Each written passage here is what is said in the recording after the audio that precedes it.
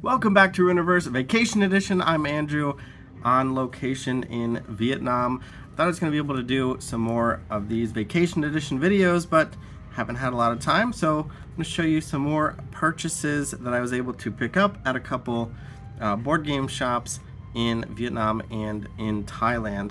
I guess I was in Thailand first, so I can show you that first. So I decided I wanted to get some Keyforge. This Keyforge shows up in a bunch of languages, so I found a shop in Thailand. Here's the box. I already opened the decks, but we'll just flip through them real quick, especially since I can't read them. So, but I want to also show you, I went to this, I got this game called The Code by a Thai designer, so I thought that was cool. And I was pleased to discover that there are instructions in English as well, so I won't have to jump through any hoops to be able to try this one out at some point. But that was at the Dice Cup Board Game Cafe in Bangkok, Thailand. It was a pretty nice shop. They had space for playing. They had a nice library of games you could play, and then a nice selection if you want to purchase. And I asked if they had any Keyforge, and they had some in the back. So I picked up a Worlds Collide deck and an Age of Ascension deck. This is my Worlds Collide deck, and the translation on that name there, if you can read Thai, but otherwise it is El Silva, Lord of the Deadly Graves. We've got Logos, Shadows, and Brobnar. And so yeah, they're really helpful there, and as a non-Thai speaker, I really appreciated them being able to help me in English as a privileged American. But I did look through all of these cards and decks. Nothing too crazy as far as I can tell. Not being a Keyforge pro, I don't know 100%. But yeah, some interesting challenge if I actually try to want to play this deck or any of these four decks at any point. Some logos. And oh yeah, we do have this anomaly. Actually, I think this is my first copy of this particular anomaly. I forget the name of it, but it lets you play a card from your opponent's hand, which is fun. And bearing the lead a little bit, but I guess that's probably the most exciting thing we'll see out of these four decks, other than just the novelty of the fact that they are in languages that I don't speak or read, which I found to be a fun, nice, what is it, like a souvenir, basically. So that's one deck, the El Silva, Lord of Deadly Graves.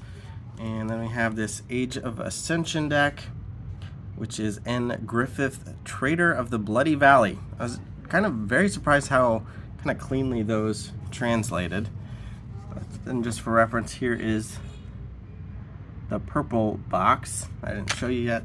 We can flip through these. And yeah, we got our rare, is that Hunting Witch? Forget which witch's name is which. But yeah, the Thai language kind of blows my mind, just the look of that script.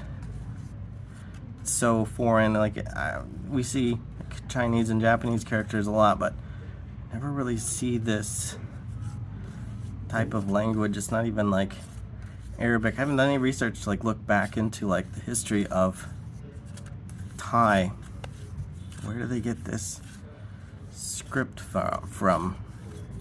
Hopefully I'm not going too fast if you want to pause and look at one of the cards in particular, but I don't really have anything to say about them because I don't have all the Keyforge cards memorized off the top of my head. And then in Vietnam, I went to the D20 Board Game Cafe in Ho Chi Minh City, or Saigon, District 8, and I saw online that they might have some Keyforge, so I went over there, and they were closed. I got there a bit too early, but I saw a sign for another shop called the Merry Meeple, went upstairs and found a very small room packed with board games, and one guy who was also very helpful, also spoke English, and I guess they ship board games around Vietnam. So that was cool to talk to somebody kind of in that position, have a little board game shop, and they sell locally but also online to Vietnamese customers.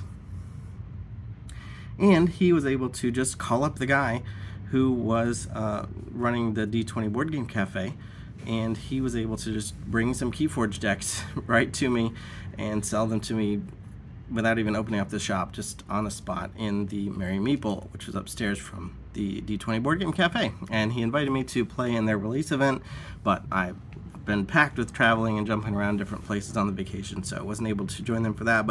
And I think that might be the first, Winds of Exchange might be the first set in Vietnamese, so that was pretty cool to kind of pick up some decks. So whereas the Dice Cup had some older decks, the D20 Board Game Cafe had the newest set. So I got 2 decks of Winds of Exchange. That's all they had in Vietnamese. So again, for souvenir purposes, that is the language I wanted, was Vietnamese, even though I can't read it. And I got, so this is one of them. This translates as the Marshal Treats at Sidegate. We got Star Alliance, Brobnar, and Sanctum. And yeah, again, so we got a bot token, and just flip through these real quick. I'm sitting in a very awkward angle to record this. It's not my normal setup. Yeah, I'm a big fan of Star Alliance. Brobnar and Sanctum are kind of medium for me, especially Brobnar, although I've heard Brobnar is quite good in this set, so I would like to try out these decks despite the challenges of I'll have to have some translations for all the cards nearby, but that's not something I haven't done before with other games, specifically trying out some Japanese TCGs.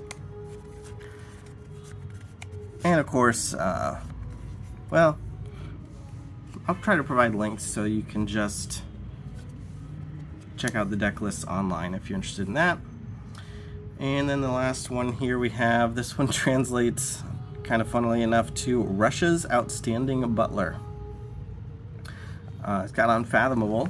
So again, not a huge Brobnar or Sanctum fan, but I do like Unfathomable, not quite as much as Star Alliance. We got is this a Cleric, I think? Something like that. I don't think when I was looking through the lists, either of them really blew me out of the water in terms of synergies or excitement.